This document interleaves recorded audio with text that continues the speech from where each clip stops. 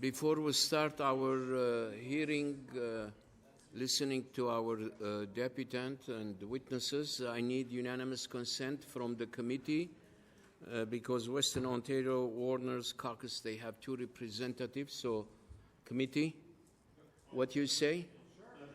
Agree? Okay. So, we have the Ontario Chambers of Commerce for our grandchildren and Western Ontario's Wardens Caucus. We will start with Ontario Chamber of Commerce. Please identify yourself and your name and your title. You have 7 minutes. Good evening. Claudia DeSanti. I'm the Director of Policy at the Ontario Chamber of Commerce. And good evening, Chair Babikian, Vice Chair Schreiner, and committee members. Thank you for the opportunity to appear before you today. It's my pleasure to speak on behalf of the Ontario Chamber of Commerce as the voice of Ontario businesses. Our network includes close to 150 local boards of trade and chambers of commerce in communities across the province. We represent businesses of all sizes across all regions and all sectors. Let me begin by saying that the OCC firmly supports the transition to net zero. In our Climate Catalyst report and throughout our climate action series, we've pushed Ontario to be a leader in the green economy and meaningfully reduce emissions.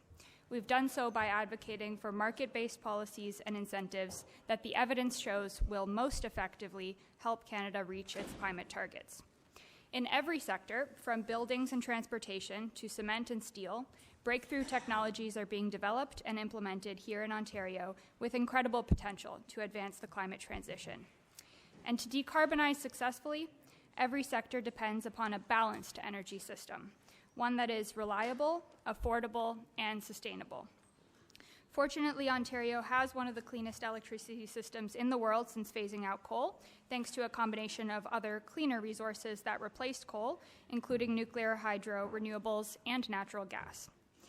Over the next decade, Ontario will need to meet growing energy needs stemming from population growth, economic growth, and the ongoing energy transition. Our 2024 budget submission highlights the need to invest in generation, transmission, and distribution infrastructure. And every step of the way, Ontario needs to balance reliability, affordability, and sustainability. That is one of the most important imperatives of our lifetime. But that delicate balance does not happen by accident. It's the result of careful planning and coordination between governments, utilities, communities, and the independent electricity system operator and the OEB. Decisions must always be rooted in evidence. As the Ontario Chamber, our comments today focus on the significance of Bill 165 to the Ontario business community and economic prosperity. Over the past couple months, we've heard concerns from members across different sectors about the impacts of the OEB's decision on housing affordability and economic development. In fact, we've heard this concern most loudly from local chambers of commerce and boards of trade across the province who represent some 60,000 businesses and are deeply concerned about housing affordability and access to energy in their communities. Our 2024 Ontario Economic Report shows that confidence hit a record low this year, and the main driver of that was affordability. The housing affordability crisis is among the top 3 concerns for businesses and their workers who are facing cost of living crisis driven by inflation and interest rate hikes. The OEB's decision to eliminate the customer attachment revenue horizon from 40 years to 0 would force new customers to pay for their gas connections upfront and drive up housing costs. Now, in the midst of a housing affordability crisis, Ontarians simply cannot afford an additional burden. In addition to this, we are concerned that the OEB's decision appeared to be rooted in insufficient evidence. If the 1.5 million new homes proposed in the More Homes Built Faster Act over 10 years were all electric, an additional 750 megawatts of electricity demand would be added annually to our grid. What does that mean for the reliability of our electricity system? The dissenting opinion issued by one of the 3 commissioners on the OEB panel states that there was no evidence presented supporting a 0-year horizon. It's not clear whether the ISO, generators, transmitters, and distributors are prepared to take on this significant new load in the next year if those customers all opt for electricity. Even without the OEB decision, the ISO forecasts that Ontario will need a lot more electricity supply to meet demand over the next decades. Governments, the ISO, stakeholders are working in earnest to secure that supply. But decisions like the ones like the OEB made will greatly impact electricity demand and must be rooted in reality, recognizing what is possible and what it will cost. And might I just add that MPP Tabbins asked a great question to the previous panel about the credit rating and confidence in the independent agency. And I will say that what we've heard from the business community is that the OEB's decision in this case, in fact, did undermine confidence in the regulator. The government's forthcoming natural gas policy statement, as recommended by the Electrification and Energy Transition Panel, will provide further clarity to agencies and stakeholders on the role of natural gas, and we look forward to continuing to work with the government on that direction from an evidence-based perspective. Now, taking a step back, we really cannot afford to lose sight of how important reliable natural gas infrastructure is to Ontario's economy. It's critical in ensuring that manufacturing processes are cost-effective and reliable. We should absolutely continue to electrify heavy industries, but there are industrial processes that cannot be electrified that are able to lower their emissions by switching to natural gas from higher emitting fuels. These include cement, fertilizers, and even steel production, as many types of steel cannot be produced using electric arc furnaces. So we need to consider the fact that those industries rely on gas today and the critical role that gas plays as part of their decarbonization strategies. In conclusion, I would like to thank each of you for the opportunity to highlight the position of Ontario's business community on Bill 165, and we look forward to continuing to work with all levels of government to continue ensuring our energy system is reliable, affordable, and sustainable. Thank you. Thank you, Ms. DeSanti. Now we move to For Our Grandchildren. Please identify yourself. Yes, my name's Guy Hanchet, and I am the president of For Our Grandchildren, a climate activist group that lives in Mr. MPP Smith's riding. Nice to see all of you here. Some of you I know already. It's really wonderful. I was tempted to just stay and do this on Zoom, but I'm so glad that I'm here in person. So our organization advocates for climate policy changes at all levels of government. Policy that can reduce emissions that are the cause of the climate change that we see all around us, burning our forests, drying our waterways, and leaving the soil too dry to grow the food we need. We advocate on behalf of our grandchildren, as you might guess from our name, who will have to live in the world we are leaving them. You know all about the OEB ruling in December, but it was only applicable to homes, as far as I could understand, not to new businesses. So I don't understand why we have so much discussion today about businesses. In any case, it says that methane gas installations to new homes should be paid up front by the developers, rather than paid off over 40 years by existing customers through higher rates. And Bill 165, whose official short title is Keeping Energy Costs Down, will actually do the opposite. It will increase the costs, because if we just don't put in separate infrastructures, if we put in only electricity to new developments, it will cost less. We only have to put in electrical lines, and we don't have to put in gas lines. In my case, homes that use cold climate electric heat pumps will cost less to heat than those burning methane. I installed one last fall, not like Elizabeth, who's had one for 20 years, and I haven't got enough money, and haven't got enough bills to know whether I've really saved money, but we now have air conditioning. And our daughter finally convinced my wife and me to replace our gas stove with an induction stove for two reasons: our health and our safety. She showed us the evidence of poisonous effects of the methane gas that leaks every time you turn a stove on, in addition to the health impacts that result from the burning of the gas inside our home. She also saw that we sometimes, we're getting on, left the stove on from time to time with a big risk of explosion and fire. We even got a bonus. Electric induction stoves boil water faster than gas. My wife will never go back. The OEB ruling makes no reference to climate impacts, only financial ones. And all the other presenters here, if the evidence of what I've seen today, talked about money. But I'm going to talk about the climate implications, which is where my heart is and where I understand the issues best. You, the politicians who are charged with reviewing the OEB, ought to be considering factors beyond the limited mandate of the OEB. You should be introducing climate considerations into your review. You should be thinking about our grandchildren. Thinking about this issue from a broader perspective can lead you to consider that the ongoing trend worldwide sees the cost of renewable energy going down. This trend is inevitable, and it's not going to stop. But it points to some luck for us. It means that with the confluence of factors, they all point in the same direction. Economic factors alone indicate that we should do this to reduce GHG emissions. Saving money by using renewable energy is also the best way to save the world for our grandchildren. And I'd like to illustrate this with a small example of a small development. Well, it's a big development for our city, but in Lakefield, where I live, there's a new development proposed called Lakefield South, and I'm sure that you know about it, Mr. Smith. And when completed, it will have almost 1,000 front doors, is the way people are referring to it, which almost doubles the population of Lakefield. Selwyn Township is very serious about doing its part to reduce emissions. When we passed our climate change action plan in 2016, we set the highest target for emissions reductions in the county. We have had a climate change coordinator on staff for about 5 years, and we are well ahead of schedule on corporate emissions. But corporate emissions are only 4% of the total.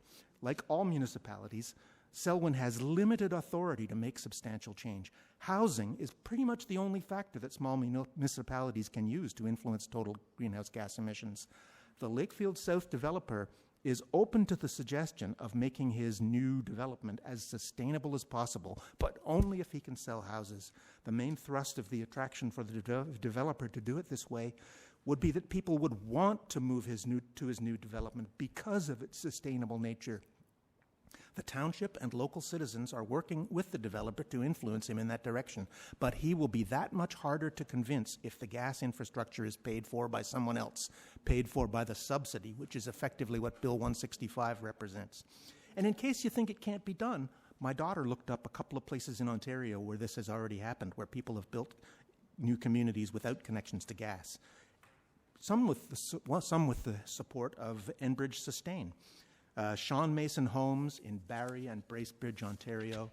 Ottawa Community Housing has some developments like that, Mr. Harden. Eve Park in London, Mattamy Homes in Springwater. We should make this choice easier for other developers by not subsidizing yesterday's energy source, as Bill 165 would do. Reversing the OEB ruling would result in building methane gas infrastructure that, as you've heard many times, we'll still be paying for in 40 years. That is 2064. 2064 is 14 years beyond the time when the world has agreed to achieve net zero fossil fuel burning. The choice to heat our homes and cook with electricity instead of burning methane gas is better for our pocketbook, better for the health of everyone who lives in our home, and is better for the climate, better for our grandchildren. Who stands to gain by letting the OEB decision stand? Gas customers who exist, the pocketbooks of new homeowners, the health of new homeowners, and the environment. Who stands to gain from a reversal? Enbridge. It is a mistake to overturn the OEB ruling. Please reconsider your decision and instead allow for a solution that is less expensive for homeowners, healthier for families, and that also avoids contributing to the buildup of the greenhouse gases that drive the climate change that is setting the world on fire. Thank you. Thank you, Mr. Hanchet. Now we move to Western Ontario Wardens Caucus. Please identify yourself. Thank you very much, Chair Babakian, Vice Chair Schreiner, and to all members. Glenn McNeil is my name. I'm very fortunate to be joined today by our Secretary of the Western Ontario Wardens Caucus, Megan Wark, who is also the CAO of Huron County, and our Executive Director, Kate Burns-Gallagher, is joining us virtually. First thing I would like to do is thank you very much for this opportunity on behalf of the Western Ontario Wardens Caucus and myself as Chair. And I would like to offer my heartfelt gratitude for the privilege to address the Standing Committee on the Interior today concerning Bill 165, the Keeping Energy Cost Down Act of 2024. Western Ontario Wardens Caucus is a non-for-profit organization that represents 15 upper-tier and single-tier municipalities in rural Western Ontario. This encompasses 300 communities, 250,000 businesses, and we represent 1.5 million residents in rural Western Ontario. Our mission is to enhance the prosperity and overall well-being of rural and small urban communities throughout our region. In the past decade, rural Western Ontario has witnessed and has seen significant and remarkable growth, placing tremendous pressure on expanding the gas pipeline network. Regrettably, this surge in demand has led to significant setbacks, with numerous municipalities losing vital investment opportunities due to delays in extending natural gas to development sites. Under current regulations, any entity intending to construct hydrocarbon transmission facilities in Ontario must navigate an arduous application process through the Ontario Energy Board, and if their projected cost exceeds $2 million, and this is a threshold that has been frozen since 1998, the cost of the infrastructure, we all realize, has risen considerably in that time. We acknowledge the province of Ontario's efforts in modernizing the leave to construct process in 2022 for electricity transmission projects. Building upon this momentum, the Keeping Energy Costs Down Act and the proposed amendments to the Ontario Energy Board Act of 1998 offer a glimmer of hope by empowering the government to prescribe conditions to expedite energy infrastructure projects, both hydrocarbon and electricity lines, through the leave to construct process. While the proposed increase to the leave to construct threshold from $2 million to $10 million for hydrocarbon lines aligns Ontario Energy more closely with other Canadian jurisdictions, the Western Ontario Wardens Caucus advocates for a bolder step, setting the threshold at $20 million. This move is essential to ensure Ontario remains competitive on the national stage. In British Columbia, the thresholds are $15 million for electricity and $20 million for natural gas. Well spoken, sir. Our stance is not merely theoretical. It is rooted in practicality and necessity. Outdated regulations have led to the leave to construct applying indiscriminately, hampering progress and stifling economic growth. Today, the reality is stark. Virtually all gas pipeline projects exceed the archaic $2 million thresholds, rendering it inconsequential. Modernizing these regulations isn't just about easing bureaucratic hurdles, it's about fostering an environment conducive to economic vitality and job creation. The implications are profound, from facilitating new industries to spurring transit projects, from fostering community expansion to bolstering residential and business connections. The ripple effects are boundless. Rural Western Ontario stands testament to the tangible losses incurred due to these regulatory bottlenecks. If we could consider the county of Brant, where an EV battery manufacturer's $1 billion investment did not materialize, or the municipality of Chatham-Kent, where a new distillery and agricultural processing plants collectively valued at $365 million moved to other jurisdictions due to inadequate natural gas infrastructure. In summation, the Western Ontario Wardens Caucus wholeheartedly endorses the province of Ontario's endeavours to modernize the leave to construct process. By doing so, we pave the way for a future where our rural communities are not disadvantaged but thrive. The Western Ontario Wardens Caucus extend our sincere appreciation for the opportunity to comment on the proposed policy changes and look forward to working with the provincial government and the municipal counterparts to advance this important policy modernization. On behalf of the Western Ontario Wardens Caucus and its 1.5 million constituents, thank you in advance for your collaboration and your attention to this matter. Thank you very much, Mr. McNeil. We move to the first round of questioning. We will start with the official opposition, MPP Tabbins. Chair, thank you very much, and my thanks to all the presenters today for taking the time to come here and taking the time to put together the presentations you have. I have questions for all of you, but I'm going to start with the Chamber of Commerce. you've read the bill. You're the Director of Policy. My heart goes out to you for all of that. But one of the concerns I have with this bill is that the bill, and I'll quote from the summary, bill provides the exercise of powers under the sections referred to below are not subject to any duties of procedural fairness that would otherwise apply under the Statutory Powers Procedure Act or otherwise in law. I used to be a community legal worker, and I had to deal with the Statutory Powers Procedure Act. Open decisions, sharing of information, transparent process. The idea that you would suspend that in decision-making is disturbing to me. Is it of consequence to you?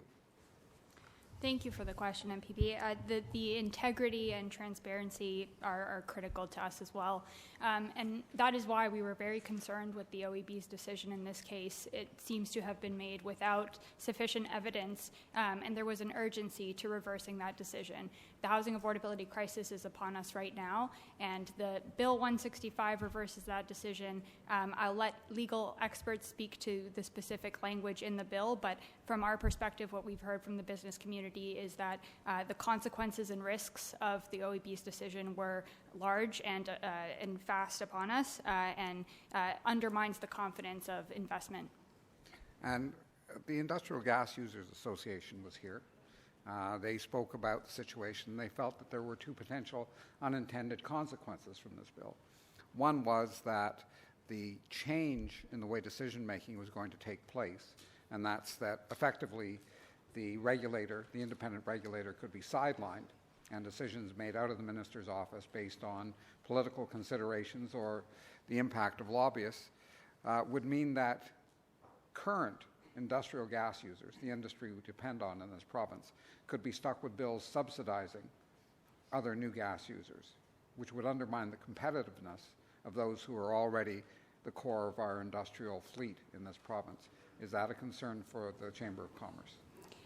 I'm not here to speculate on what the bill could lead to as potential consequences. What I know for a fact is that the consequence of the bill or the OEB's decision as written would be to increase the housing costs in the province, and that's something that affects, yes, residents and workers and therefore businesses as well. And I'll just say that the maintaining the independence and integrity of the OEB is very important to us. We've advocated for many years for governance reforms to the OEB, many of which were undertaken that have strengthened the independence and transparency of the process, and we stand by the importance of that.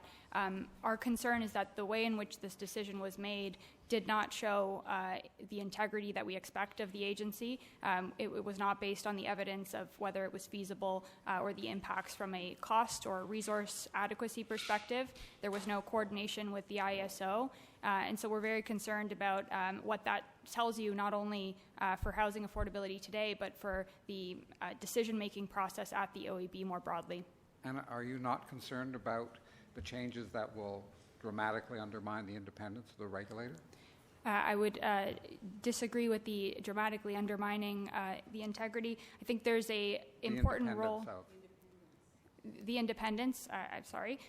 There's an important role for government as a democratically elected government to play when it comes to something as important as natural gas policy in the province. That clarity has long been missing in Ontario, and that government role should be based on evidence as well, but there's a role for a democratically elected government to set policy direction to agencies and then for them to make decisions with that clarity that we are lacking right now. Okay, thank you. Mr. Hanchet, through you, Chair. Your organization spends a lot of time working on the whole question of climate impacts on this province, the larger world. What are your concerns if we don't meet net zero, or what are your concerns if we don't meet the reduction in emission targets that have been set by the province? Well, my concerns are that we will just continue to accumulate carbon dioxide in the atmosphere, which was at about 311 when I was born, and it's now at over 425 parts per million. And this will just go on. When I speak to the people in our Selwyn Township, I keep talking about our little township. There's only so much we can do. And the same thing is true of our little province. There's only so much that it can do. But we have to do our part to try and protect the world from the devastation that is already evident, which it will affect our grandchildren. And do you have concerns that if this bill goes ahead, it will be far more difficult for Ontario to meet its climate targets? Well, the example that I gave of the developer in Selwyn kind of illustrates that, yes, he will be much more likely to choose to put in gas infrastructure for the next 40 years than he would if he had to pay for it himself. And would you say that your neighbors generally like the idea that they'll pay higher gas bills to subsidize Enbridge? Nobody wants to pay more for anything. I heard that a couple of times here today. But they don't have to use gas at all. They can use electricity. We can build these developments with no gas connections at all and have only electricity. And we can work on building up the infrastructure of the electrical network. Okay. We can build up the infrastructure that supports the electrical network rather than using the same money to build a bigger methane gas infrastructure. Okay, thank you. For the Western Wardens Caucus, Enbridge in the hearing suggested that the revenue horizon for investments be 30 years. The dissenting member of the OEB Tribunal Commission said 20-year horizon, and this government is saying 40 years. As you know, those are all going to have different implications. Is there a particular time horizon that your organization supports? Thank you very much for the question, and through you, Mr. Chair. I would first like to commend the government for looking at raising the level, the threshold to 10 million. We feel that 20 would be more appropriate, and in the process of when it can be done, we would welcome that because it will promote growth in Ontario, and we would like that within our province. So whatever time frame that it is possible to expedite that would be beneficial to all residents of Ontario. Thank you, Mr. McNeil. The time is up. We move to the government side.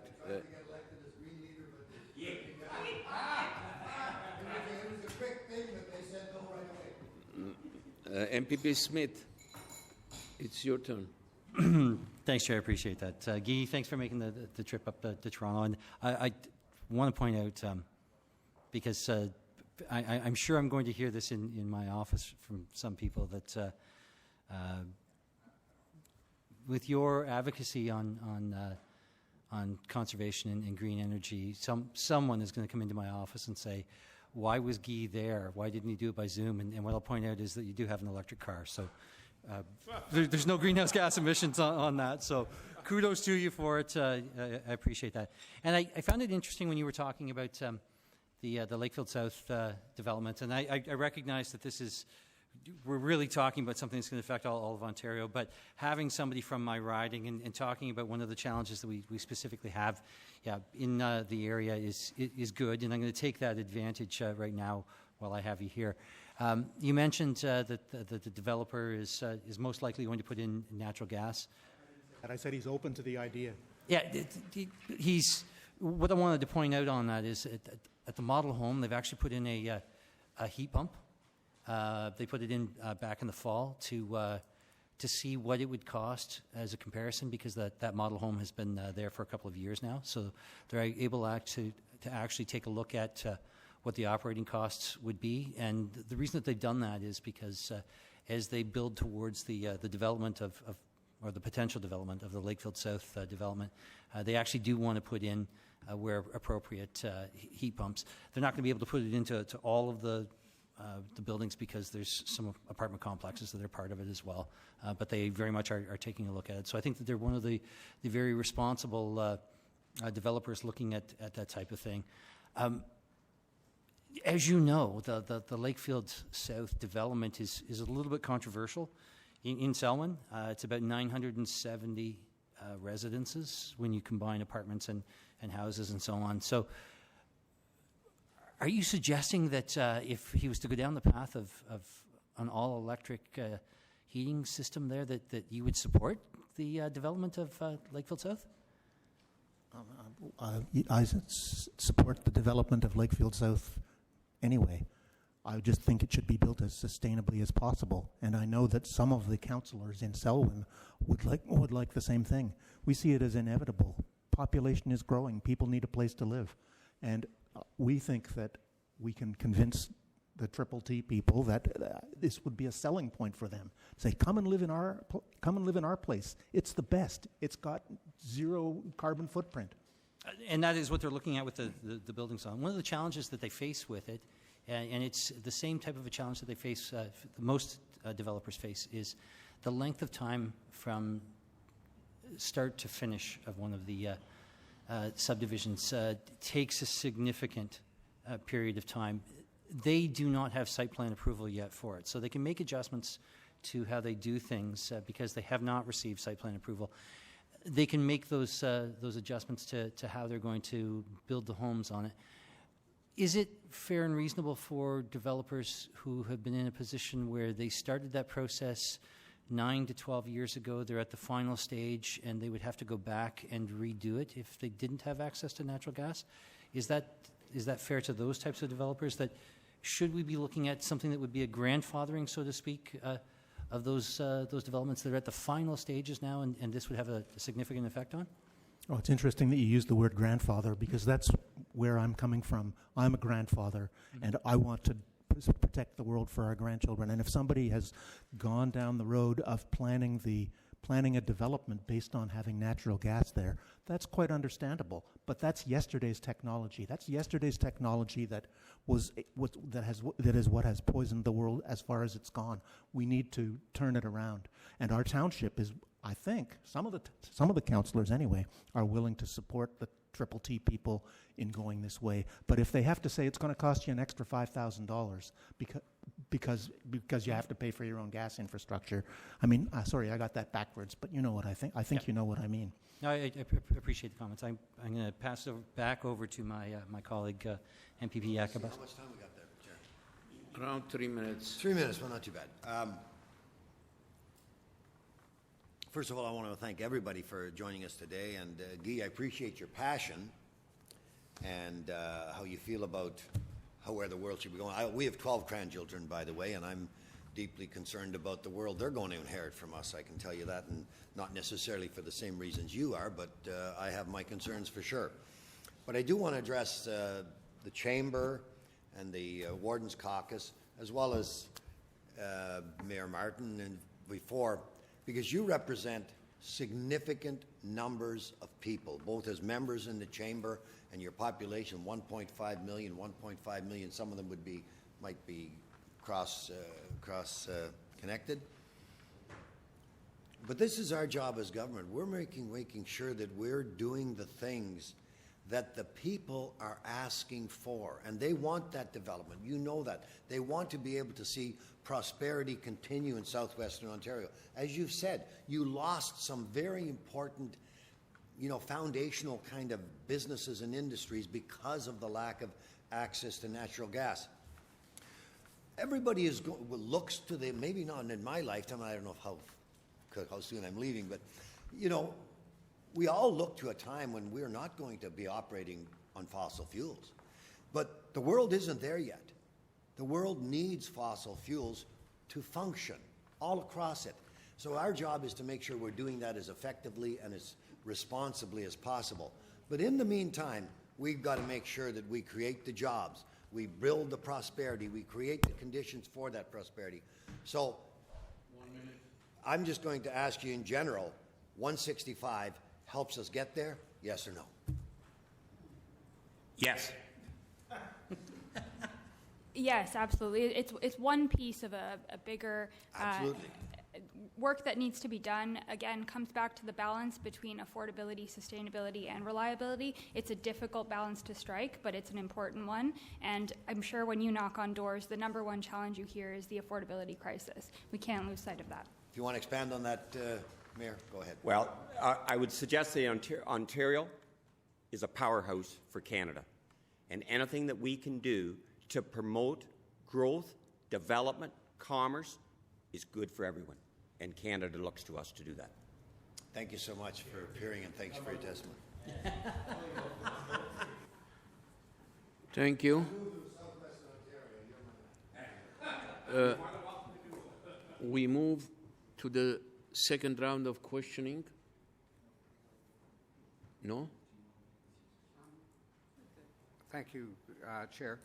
Unless my colleagues have further questions, I want to thank the participants today. They've been pretty thorough. I think we've canvassed most of the issues that we need to canvass. I don't have further questions. Okay, thank you. Any other member from the official opposition? No? Thank you. Any? Will you run my campaign? Because I want a theatrical campaign going. I thank you all for getting me. Chair, you are so good. Just unbelievable. Much. So we are okay? Any question? I would also just like to say this chair is fantastic, and it's a pleasure to work with him each and every day. The residents of Scarborough Asian Court are lucky to have him, and so are the committee members. Thank you very much.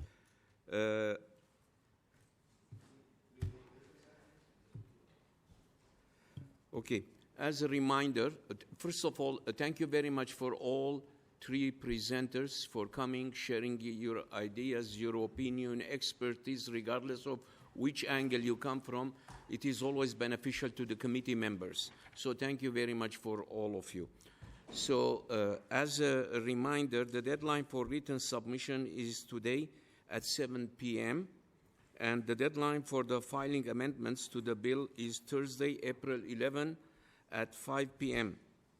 The committee, before I adjourn the meeting, first of all, I would like to, on personal note, I would like to thank the committee members for their cooperation. It was a privilege and honor to preside over these 2 days of hearings. It was fun, and thank you very much, and I learned so much. So that's the personal point. The committee is now adjourned until 9 a.m. on Thursday, April 16, 2024. Tuesday. Huh?